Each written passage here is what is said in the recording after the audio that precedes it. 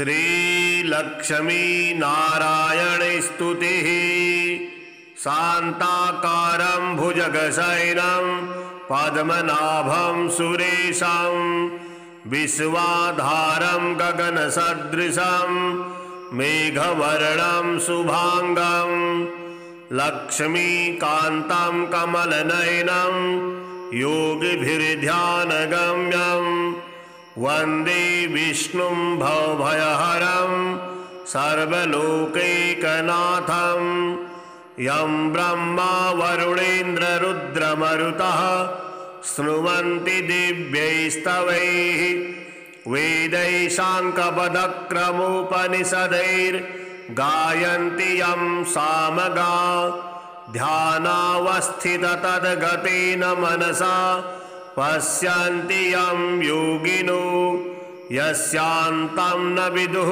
सुरासुरगणा देवाय तस्मै नमः। हे राम पुरुषोत्तम नरहरे नारायण केशव गोविन्द गरुडध्वज गुणनिधे दामोदर माधव। हे कृष्ण कमलापते यदुपते सीतापते श्रीपते वैकुण्ठाधिपते चराचरपते लक्ष्मीपते पाहि माम्। आदौ रामतपोवनादिगमनं हत्वा मृगं काञ्चनं वैदेहीहरणं जटायुमरणं सुग्रीवसम्भाषणं बालीनिर्दलनं समुद्रतरणं लङ्कापुरी दाहनं पश्चाद्रावणकुम्भकर्णहननं एतद्धि रामायणम्। आदौ देवकी गर्भजननं गोपीगृहे वर्धनं मायापूतनजीवितापहरणं गोवर्धनोद्धारणं कंसोच्छेदनकौरवादिहरणं कुन्तीसुतापालनम्। एतत् श्रीमद्भागवत पुराण कथितं श्रीकृष्णलीलामृतं कस्तूरीतिलकं ललाटपटले वक्षः स्थले कौस्तुभं नासाग्रे वरमौक्तिकं करतले वेणुः करे कङ्कणं सर्वाङ्गे हरिचन्दनं सुललितं कंठे च मुक्तावलिः गोपश्रीपरिवेष्टितो विजयते गोपालचूडामणिः फुल्लेन्दुवरकान्तिमिन्दवदनं वरहावतंसप्रियं श्रीवत्साङ्कमुदारकौस्तुभधरं पीताम्बरं सुन्दरं गोपीनां नयनोत्पलार्चिततनुं गोगोपसंहावृतं गोविन्दं कणवेदुनादनपरं दिव्याङ्गभूषां भजे। शशङ्खचक्रं सकरीटकुण्डलं सपीतवस्त्रं सरसीरुहेक्षणं सहारवक्षःस्थलकौस्तुभश्रियं नमामि विष्णुं शिरसा चतुर्भुजं त्वमेव माता च पिता त्वमेव बन्धुश्च सखा त्वमेव विद्या द्रविणं त्वमेव सर्वं मम देवदेव। राम रामेति रमे रामे मनोरमे सहस्रनाम तत्तुल्यं राम नाम वरानने। श्री नारायण हृदय स्तोत्रम्। ओम अस्य श्री नारायण हृदय स्तोत्र महामन्त्रस्य ब्रह्मा ऋषिः अनुष्टुप् छन्दः नारायणो देवता नारायण प्रीत्यर्थे जपे विनियोगः। उद्यदादित संकाशं पीतवासं चतुर्भुजं शङ्खचक्रगदापाणिं ध्यायि लक्ष्मीपतिं हरिं त्रैलोक्याधारचक्रं तदुपरि कमठं तत्र चानन्तभोगी तन्मध्ये भूमिपदमाङ्कुशशिखरदलं कर्णिकाभूतमेरुं तत्रत्यं शान्तमूर्तिं मणिमयमकुटं कुण्डलोद्भासिताङ्गं लक्ष्मीनारायणाख्यं सरसिजनयनं सन्ततं चिन्तयामः। ॐ नारायणः परं ज्योतिरात्मा नारायणः परः नारायणः परं ब्रह्म नारायण नमोऽस्तुते नारायणः परो देवो धाता नारायणः परः नारायणः परो धाता नारायण नमोऽस्तुते नारायणः परं धाम ध्यानं नारायणः परः नारायण परो धर्मो नारायण नमोऽस्तुते नारायणः परो देवो विद्या नारायणः परः विश्वं नारायणः साक्षात् नारायण नमोऽस्तुते नारायणाद् विधिर्जातो जातो नारायणाद् भवः जातो नारायणादिन्द्रो नारायण नमोऽस्तुते रविर्नारायणस्तेजः चन्द्रो नारायणो महः वह्निर्नारायणः साक्षात् नारायण नमोऽस्तुते नारायण उपास्यः स्यात् गुरुर्नारायणः परः नारायणः परो बोधो नारायण नमोऽस्तुते नारायणः फलं मुख्यं सिद्धिर्नारायणः सुखं हरिर्नारायणः शुद्धिर्नारायण नमोऽस्तुते निगमावेदितानन्त कल्याण गुणवारिधे नारायण नमस्तेस्तु नरकारणवतारक जन्म मृत्यु जरा व्याधि पारतन्त्रादिभिः सदा दोषे स्पष्ट रूपाय नारायण नमोऽस्तुते वेदशास्त्रार्थ विज्ञान साध्य भक्ति गोचर नारायण नमस्तेस्तु मामुद्धर भवार्णवात् नित्यानंद महोदार परात्पर जगत्पते नारायण नमस्तेस्तु मोक्ष साम्राज्यदायिने आब्रह्मस्तंभ पर्यन्तमखिलात्मज महाश्रय सर्वभूतात्म भूतात्मन् नारायण नमोऽस्तुते पालिताशेषलोकाय पुण्यश्रवण कीर्तन नारायण नमस्तेषु प्रलयोद्धकसायिने निरस्त सर्वदोषाय भक्त्यादिगुणदायिने नारायण नमस्तेस्तु त्वां विना नहि मे गतिः धर्मार्थ काम मोक्षाख्या पुरुषार्थ प्रदायिने नारायण नमस्तेस्तु पुनस्तेस्तु नमो नमः नारायण त्वमेवासि दह्यराख्ये हृदि स्थितः प्रेरिता प्रेयमाणानां त्वया प्रेरितमानसः त्वदाज्ञां शिरसा कृत्वा भजामि जनपावनं नानोपासनमार्गाणां भवकृत् भावबोधकः भवार्थकृत् भवातीतो भवसौख्यप्रदो मम त्वन्माया मोहितं विश्वं त्वयैव परिकल्पितं त्वदधिष्ठानमात्रेण सा वै सर्वार्थकारिणी त्वमेव तां पुरस्कृत्य मम कामान् समर्थय न मे त्वदन्यस्त्रास्तास्ति त्वदन्यं नहि दैवतं त्वदन्यं नहि जानामि पालकं पुण्यवर्धनं यावत् संसारिको भावो मनस्थो भावनात्मकः तावत् सिद्धिर्भवेत् साध्या सर्वदा सर्वदा विभु पापिनामहमेकाग्रो दयालूनान्तमग्रणिः दयनीवो मदन्योऽस्ति तव कोत्र जगत्त्रये त्वयाहं नैव सृष्टश्चेत् न स्यात् तव दयालुता आमयो वा न सृष्टश्चेत् दोषधस्य वृथोदयः पापसङ्गपरिश्रान्तः पापात्मा पापरूपधृक् त्वदन्यः कोत्र पापेभ्यः त्रातास्ति जगदीतले त्वमेव माता च पिता त्वमेव त्वमेव बन्धुः सखा त्वमेव त्वमेव विद्या द्रविणं त्वमेव त्वमेव सर्वं मम देव देव। प्रार्थना दशकं चैव मूलाष्टकमतः परं यः पठे शृणुयात् नित्यं तस्य लक्ष्मीः स्थिरा भवेत्। नारायणस्य हृदयं सर्वाभीष्टफलप्रदं लक्ष्मी हृदयकं स्तोत्रं यदि चैतुविना कृतं तत्सर्वं निष्फलं प्रोक्तं लक्ष्मीः क्रुध्यति सर्वदा।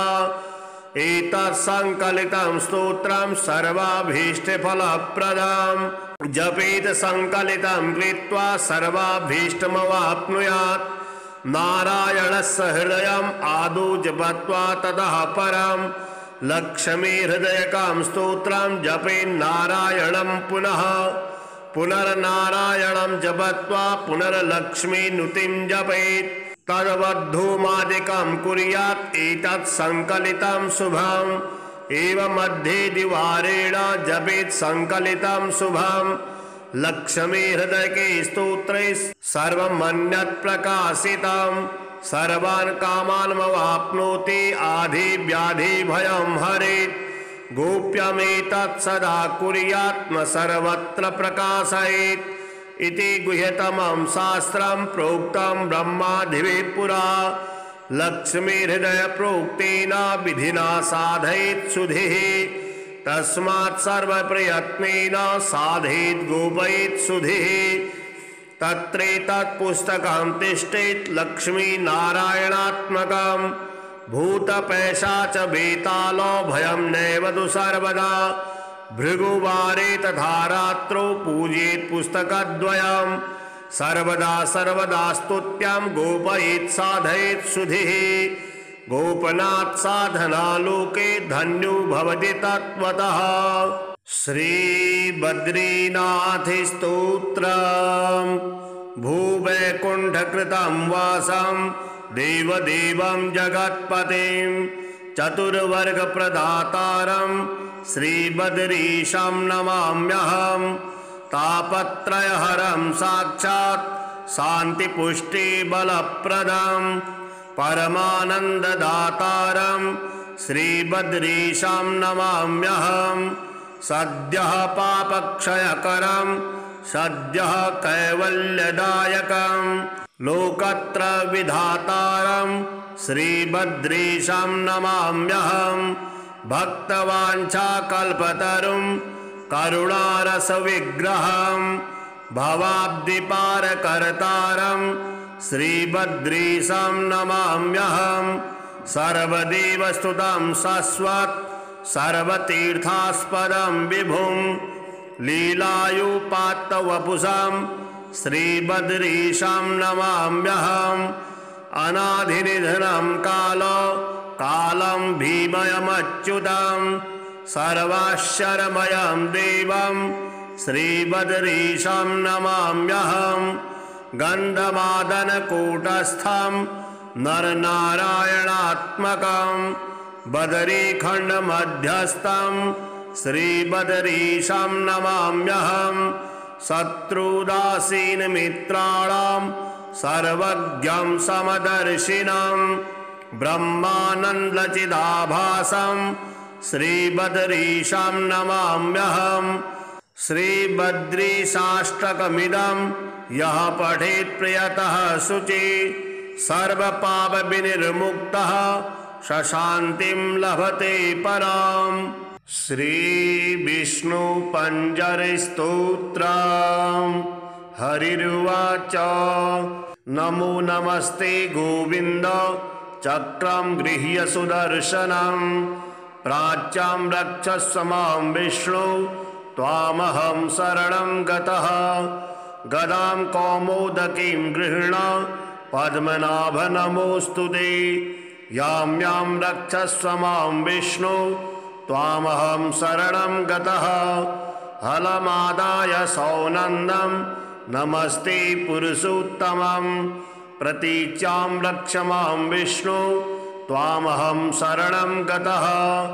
मुसलं सातनं गृह्य पुण्डरीकाक्ष रक्ष माम् उत्तरस्यां जगन्नाथ भवन्तं शरणं गतः खड्गमादाय चामार्ध अस्त्रशस्त्रादिकं हरे नमस्ते रक्ष रक्षोघ्न ऐशान्यां शरणं गतः पाञ्चजन्यं महाशंख मनुघोष्यं च पंकजं परगृह्य रक्ष मां विष्णु आग्नेयं रक्ष शूकर चन्द्रसूर्यं समागृह्य खड्गं चान्द्रमसं तथा नैऋत्यां मां च रक्षस्व दिव्यमूर्ते नृकेसरीं वैजयन्तीं संप्रगृह्य श्रीवत्सलं कण्ठभूषणं वायव्यां रक्ष मां देव हयग्रीव नमोऽस्तुते वैनतेयं समारुह्य त्वन्तरिक्षे जनार्दन मां रक्षस्व चिर सदा नमस्ते स्वपराजित विशालाक्षं समारुह्य रक्ष मां त्वं रसातले अकूपार नमस्तुभ्यं महामीन नमोऽस्तुते करशीर्षाद्यङ्गुलीषु सत्यत्वं बाहुपञ्जरं कृत्वा रक्षस्व मां विष्णु नमस्ते पुरुषोत्तम एतत्युक्तं शङ्कराय वैष्णवं पञ्जरं महत् पुरा रक्षार्थमीशान्याः कात्यायन्या वृषध्वज नाशयामास शाकेन चामरं महिषासुरं दानवं रक्तबीजं च अन्यास्य सुरकण्टकान् एतं जपन्नरो भक्त्या शत्रून् विजयते सदा। श्रीलक्ष्मी नारायणे स्तुतिः शान्ताकारं भुजगशयनं पद्मनाभं सुरेशं विश्वाधारं गगनसदृशं मेघवर्णं शुभांगं लक्ष्मीकान्तं कमलनयनं योगिभिर्ध्यानगम्यं वन्दे विष्णुं भवभयहरं सर्वलोकैकनाथं यं ब्रह्मा वरुणेन्द्ररुद्रमरुतः स्तुवन्ति दिव्यैस्तवैः वेदैः साङ्गपदक्रमोपनिषदैर्गायन्ति यं सामगा ध्यानावस्थिततद्गतेन मनसा पश्यन्ति यं योगिनो यस्यान्तं न विदुः सुरासुरगणा देवाय तस्मै नमः।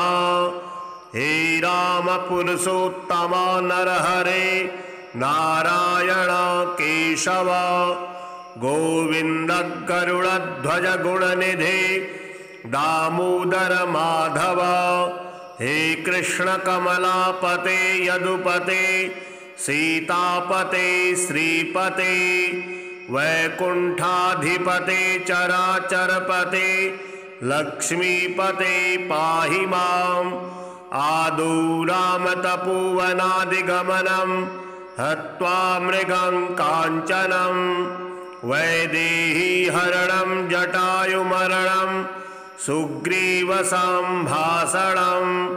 बालीनिर्दलनं समुद्रतरणं लङ्कापुरी दाहनं पश्चाद्रावणकुम्भकर्णहननं एतद्धि रामायणम् आदौ देवकी गर्भजननं गोपीगृहे वर्धनं मायापूतनजीवितापहरणं गोवर्धनोद्धारणं कंसोच्छेदनकौरवादिहरणं कुन्तीसुतापालनम्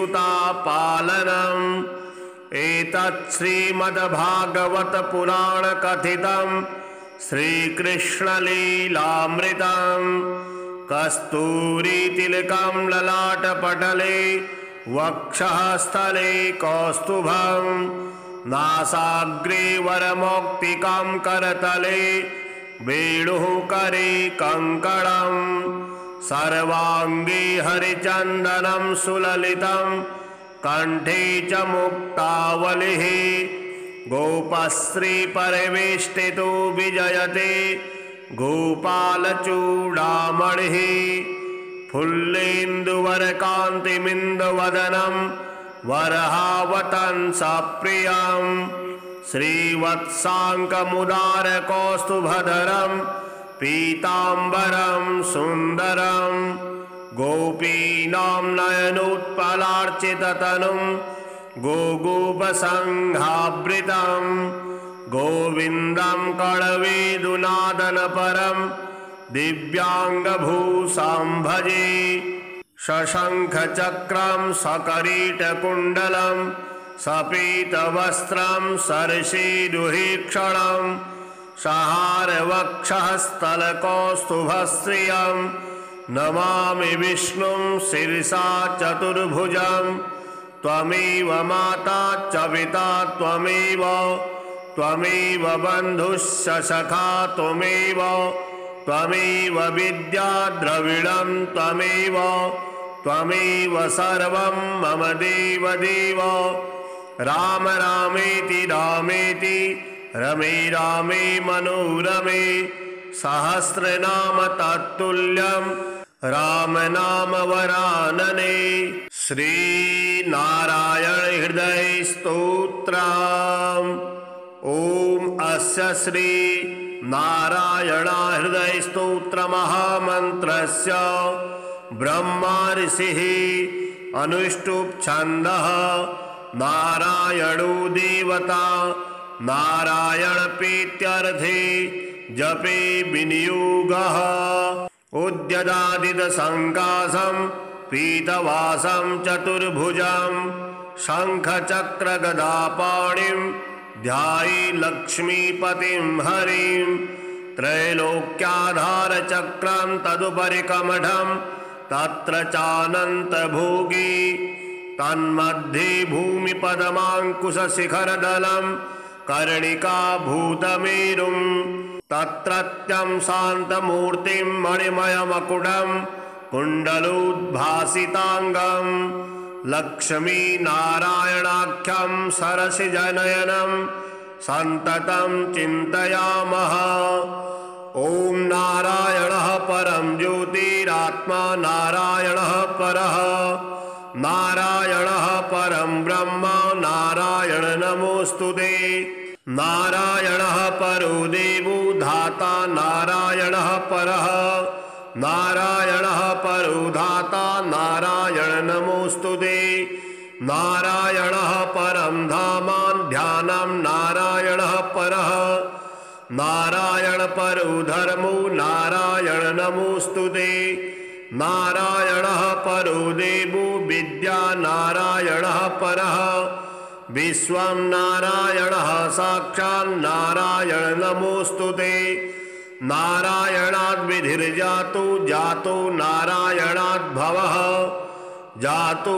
नारायणादिन्द्रो नारायण नमोऽस्तुते रविर्नारायणस्तेजः चन्द्रो नारायणो महः वह्निर्नारायणः साक्षात् नारायण नमोऽस्तुते नारायण उपास्यः स्यात् गुरुर्नारायणः परः नारायणः परो बोधो नारायण नमोऽस्तुते नारायणः फलं मुख्यं सिद्धिर्नारायणः सुखं हरिर्नारायणः शुद्धिर्नारायण नमोऽस्तुते निगमावेदितानन्त कल्याण गुणवारिधे नारायण नमस्तेस्तु नरकारणवतारक जन्म मृत्यु जरा व्याधि पारतन्त्रादिभिः सदा दोषे स्पष्ट रूपाय नारायण नमोऽस्तुते वेद शास्त्रार्थ विज्ञान साध्य भक्ति गोचर नारायण नमस्तेस्तु मामुद्धर भवार्णवात् नित्यानंद महोदार परात्पर जगत्पते नारायण नमस्तेस्तु मोक्ष साम्राज्यदायिने आब्रह्मस्तंभ पर्यन्तम् अखिलात्मज महाश्रय सर्वभूतात्मभूतात्मन्नारायण नमोऽस्तु ते।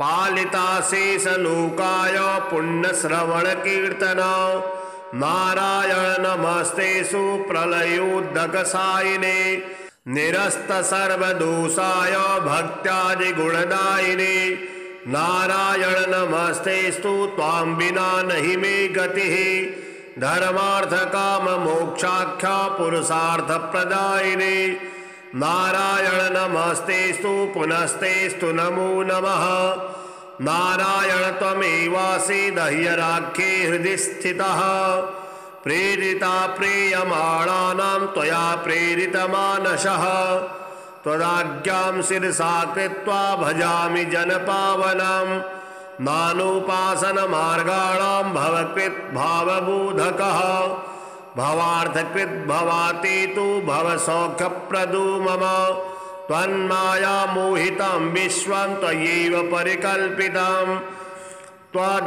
त्वदधिष्ठानमात्रेण सा वै सर्वार्थकारिणी त्वमेव तां पुरस्कृत्य मम कामान् समर्थय न मे त्वदन्यस्त्रास्तास्ति त्वदन्यं नहि दैवतं त्वदन्यं नहि जानामि पालकं पुण्यवर्धनम् यावत् संसारिको भावो मनस्थो भावनात्मकः तावत् सिद्धिर्भवेत् साध्या सर्वदा सर्वदा विभु पापिनामहमेकाग्रो दयालूनां तमग्रणिः दयनीयो मदन्योऽस्ति तव कोत्र जगत्त्रये त्वयाहं नैव सृष्टश्चेत् न स्यात् तव दयालुता आमयो वा न सृष्टश्चेत् दोषधस्य वृथोदयः पापसङ्गपरिश्रान्तः पापात्मा पापरूपधृक् त्वदन्यः कोत्र पापेभ्यः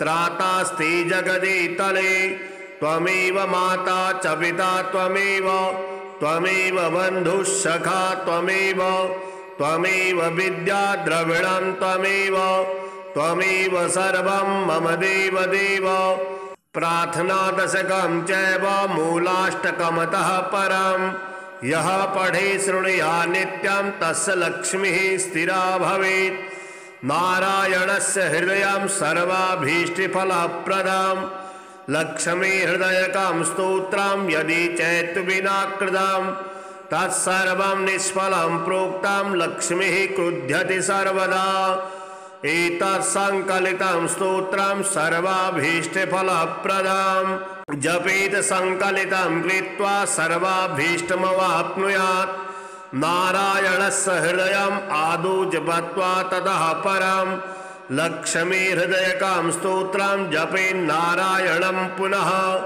पुनर्नारायणं जपत्वा पुनर्लक्ष्मी नुतिं जपेत् तद्वद्धूमादिकं कुर्यात् एतत् संकलितं शुभम् एवं मध्ये द्विवारेण जपेत् संकलितं शुभम् लक्ष्मी हृदयके स्तोत्रे सर्वमन्यत् प्रकाशितं सर्वान् कामान्मवाप्नोति आधि व्याधि भयं हरेत् गोप्यमेतत् सदा कुर्यात् न सर्वत्र प्रकाशयेत् इति गुह्यतमं शास्त्रं प्रोक्तं ब्रह्मादिभिः पुरा लक्ष्मी हृदय प्रोक्तेन विधिना साधयेत् सुधिः तस्मात् सर्वप्रयत्नेन साधयेत् गोपयेत् सुधिः तत्रेतत् पुस्तकं तिष्ठेत् लक्ष्मी नारायणात्मकं भूतपैशाच बेतालो भयं नैव तु सर्वदा भृगुवारे तथा रात्रौ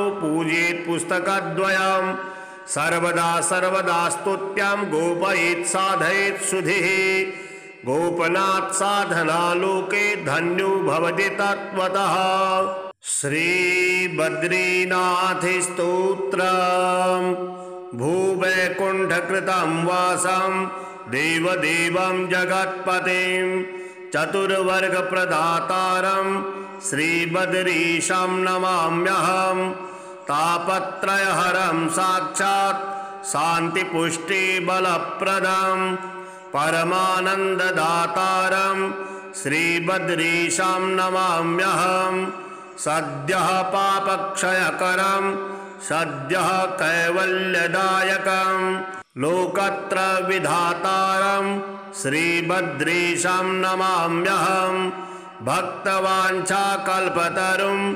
करुणारसविग्रहं भवाब्धिपारकर्तारं श्रीबद्रीशं नमाम्यहं सर्वदेवस्तुतं शश्वत् सर्वतीर्थास्पदं विभुं लीलायुपात्तवपुषं श्रीबद्रीशं नमाम्यहम् अनाधिनिधनं कालं भीमयमच्युतं सर्वाश्चर्यमयं देवं श्रीबद्रीशं नमाम्यहम् गन्धमादनकूटस्थं नरनारायणात्मकं बदरीखण्डमध्यस्थं श्रीबद्रीशं नमाम्यहम् शत्रुदासीनमित्राणां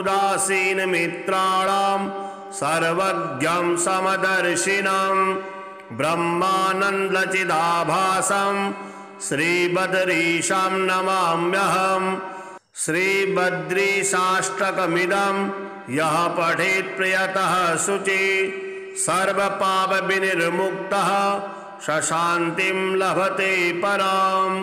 श्रीविष्णुपञ्जरस्तोत्रम् हरिरुवाच नमो नमस्ते गोविन्द चक्रं गृह्य सुदर्शनं प्राच्यां रक्षस्व मां विष्णु त्वामहं शरणं गतः गदां कौमोदकीं गृह्ण पद्मनाभ नमोऽस्तु ते यां यां रक्षस्व मां विष्णु त्वामहं शरणं गतः हलमादाय सौनन्दं नमस्ते पुरुषोत्तमं प्रतीच्यां रक्ष मां विष्णु त्वामहं शरणं गतः मुसलं सातनं गृह्य पुण्डरीकाक्ष रक्ष माम् उत्तरस्यां जगन्नाथ भवन्तं शरणं गतः खड्गमादाय चामार्ध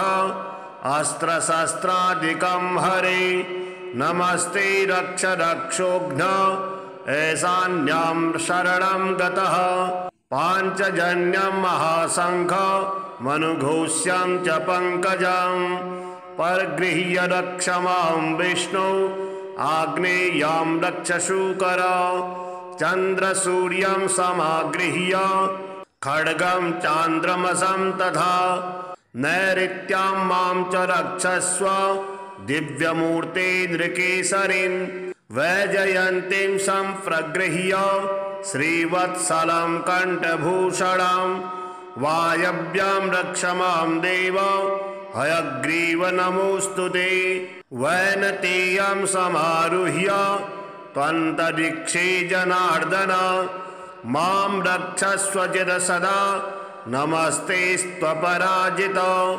विशालाक्षं समारुह्य रक्ष मां त्वं रसातले अकूपारनमस्तुभ्यं महामीन नमोऽस्तु ते करशीर्षाद्यङ्गुलीषु सत्यत्वं बाहुपञ्जरं कृत्वा रक्षस्व मां विष्णु नमस्ते पुरुषोत्तम एतत्युक्तं शङ्कराय वैष्णवं पञ्जरं महत् पुरा रक्षार्थमीशान्याः कात्यायन्या वृषध्वज नाशयामास शाकेन चामरं महिषासुरं दानवं रक्तबीजं च अन्यास्य सुरकण्टकान् एतञ्जपन्नरो भक्त्या शत्रून् विजयते सदा।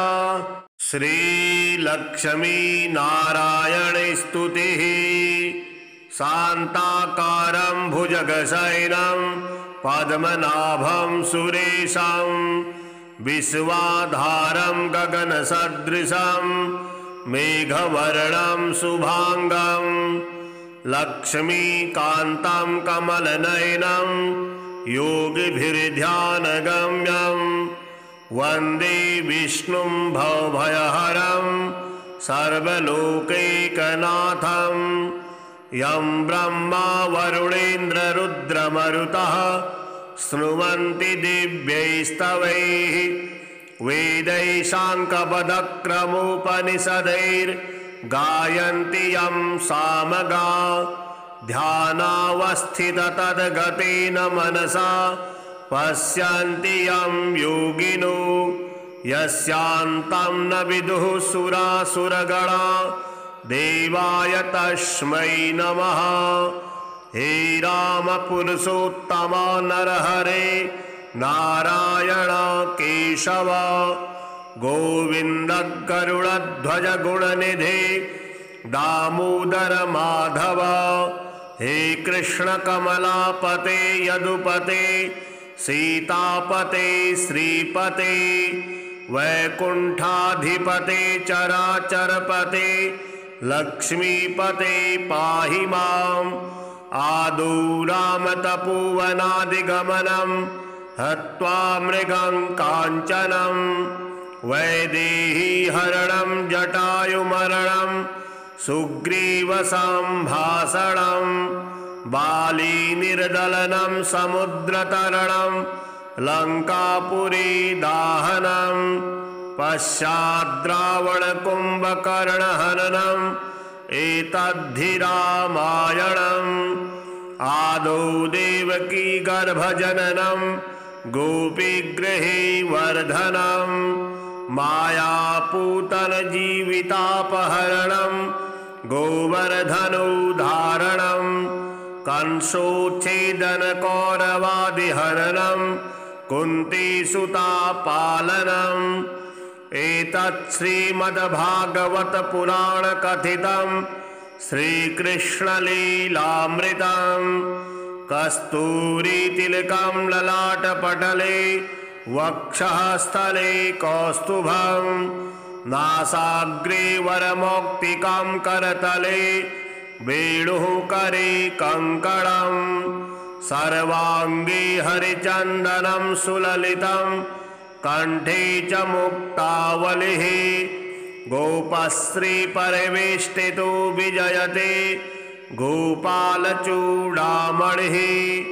फुल्लेन्दुवरकान्तिमिन्दवदनं वरहावतंसप्रियं श्रीवत्साङ्कमुदारकौस्तुभधरं पीताम्बरं सुन्दरं गोपीनां नयनोत्पलार्चिततनुं गोगोपसंहावृतं गोविन्दं कणवेदुनादनपरं दिव्याङ्गभूषां भजे। शशङ्खचक्रं सकरीटकुण्डलं सपीतवस्त्रं सरसीरुहीक्षणं सहारवक्षःस्थलकौस्तुभश्रियं नमामि विष्णुं शिरसा चतुर्भुजं त्वमेव माता च पिता त्वमेव बन्धुश्च सखा त्वमेव विद्या द्रविणं त्वमेव सर्वं मम देवदेव। राम रामेति रमे रामे मनोरमे सहस्रनाम तत्तुल्यं राम नाम वरानने।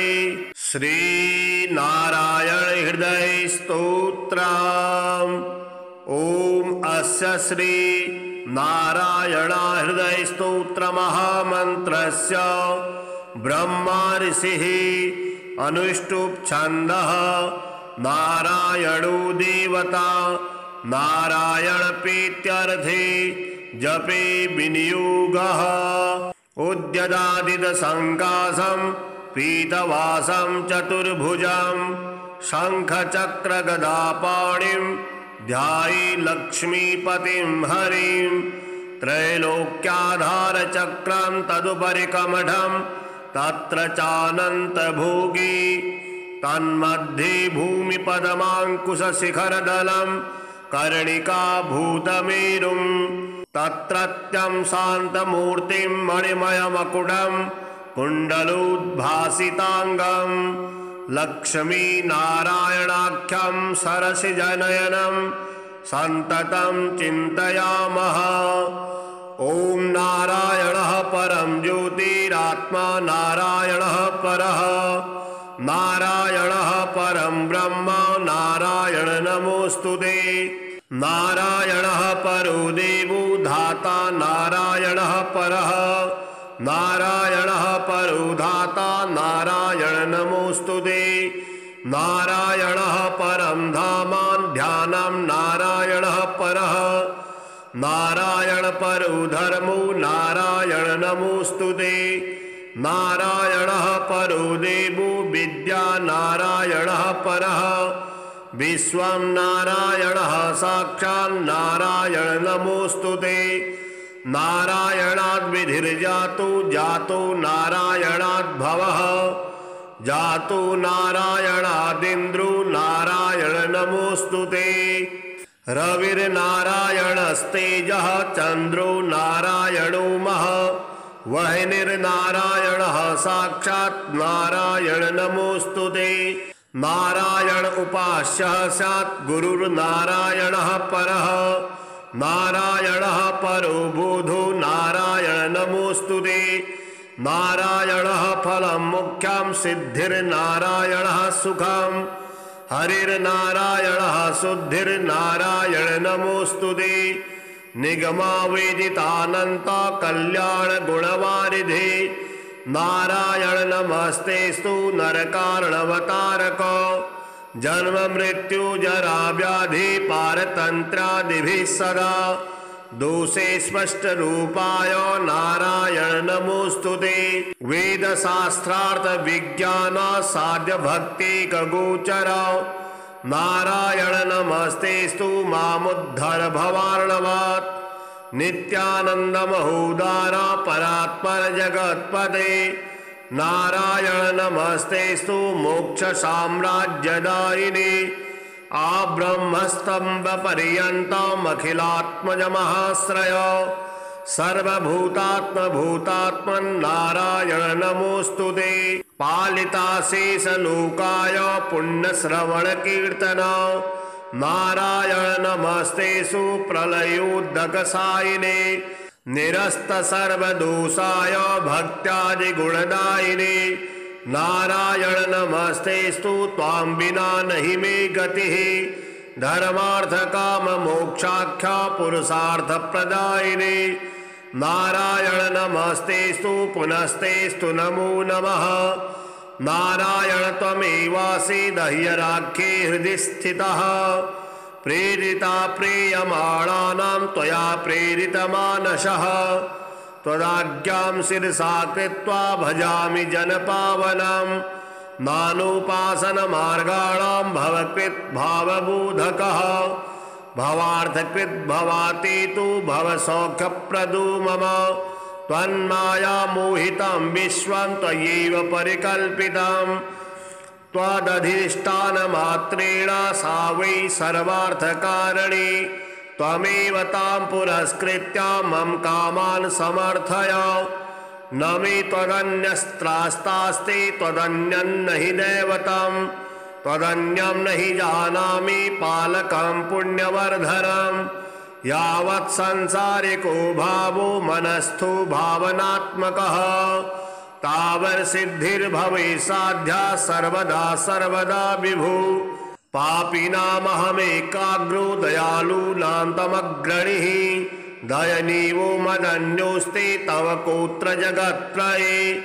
त्वयाहं नैव सृष्टश्चेत् न स्यात् तव दयालुता, आमयो वा न सृष्टश्चेत् दोषधस्य वृथोदयः। पापसङ्गपरिश्रान्तः पापात्मा पापरूपधृक्, त्वदन्यः कोत्र पापेभ्यः त्रातास्ति जगदीतले। त्वमेव माता च पिता त्वमेव, त्वमेव बन्धुः सखा त्वमेव, त्वमेव विद्या द्रविणं त्वमेव, त्वमेव सर्वं मम देव देव।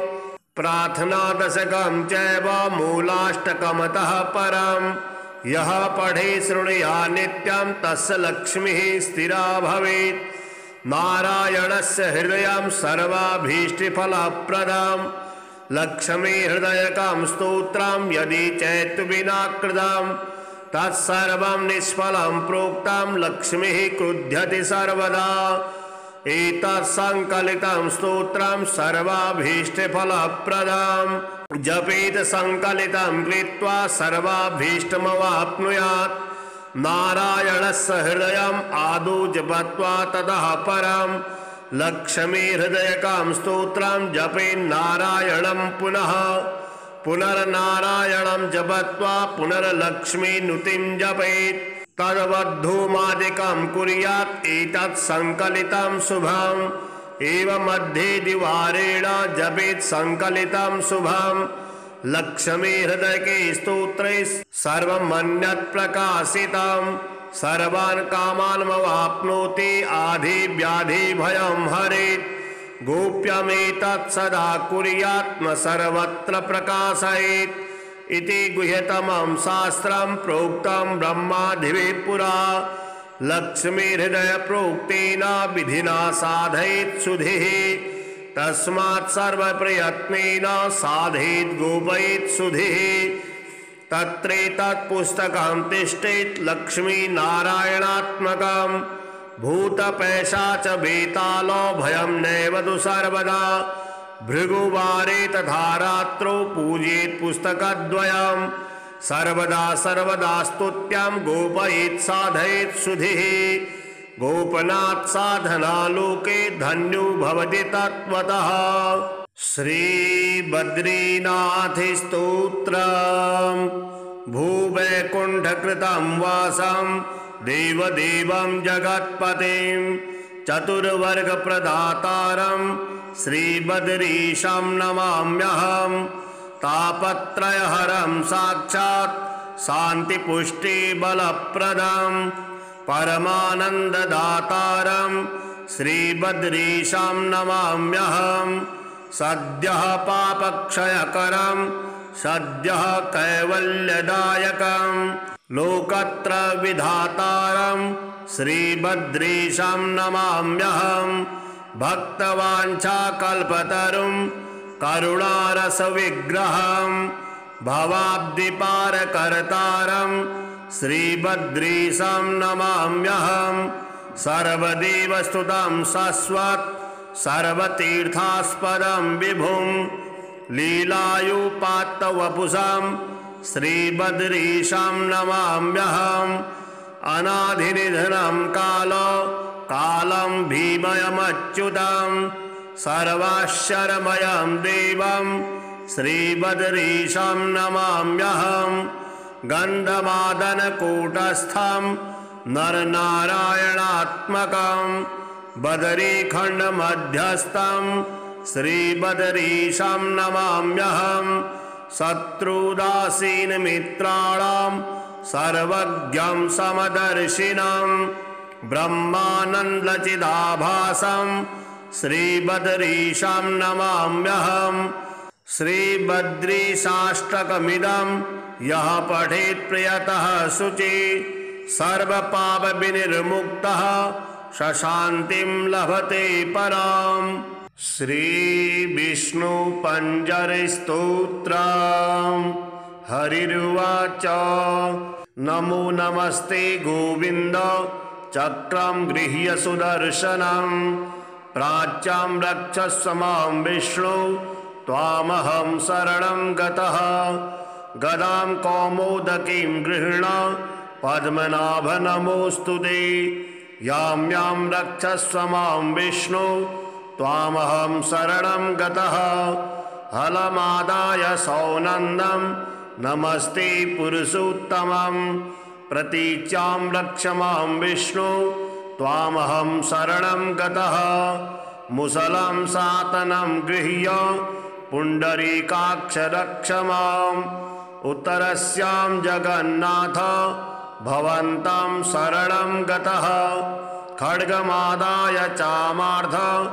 अस्त्रशस्त्रादिकं हरे नमस्ते रक्ष रक्षोघ्न ऐशान्यां शरणं गतः पाञ्चजन्यं महाशङ्ख मनुघोष्यं च पङ्कजं परगृह्य रक्ष मां विष्णु आग्नेयां रक्ष शूकर चन्द्रसूर्यं समागृह्य खड्गं चान्द्रमसं तथा नैऋत्यां मां च रक्षस्व दिव्यमूर्ते नृकेसरीन् वैजयन्तीं सम्प्रगृह्य श्रीवत्सलं कण्ठभूषणं वायव्यां रक्ष मां देव हयग्रीव नमोऽस्तु ते वैनतेयं समारुह्य त्वन्तरिक्षे जनार्दन मां रक्षस्व चिर सदा नमस्ते स्वपराजित